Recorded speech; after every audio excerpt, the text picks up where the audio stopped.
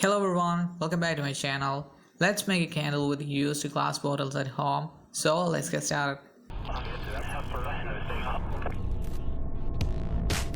I just used a glass bottle, then some wax flakes, then crayons for coloring and wick that actually you can take from cotton or from a candle itself. If you're not willing to buy wax flakes, just buy 3 or 4 candles from market. That's enough. So take out some wax in a metallic container and melt it. One thing you have to remember, using a double boiler is the right way to melt down the wax. I just heated the container in gas, but sometimes the wax may burn and the smell of wax may spread over the entire room. The easiest way to color candle is adding crayons. Never add any food color or watercolor to wax. Those are insoluble in wax.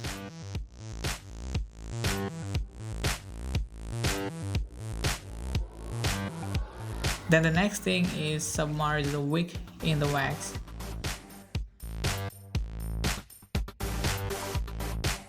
Then after a couple of seconds, take out the wick from the melted wax and keep for drying. The next step is to keep the wick straight on the container. So take out a flat rod or wooden stick, then fold it like you've seen.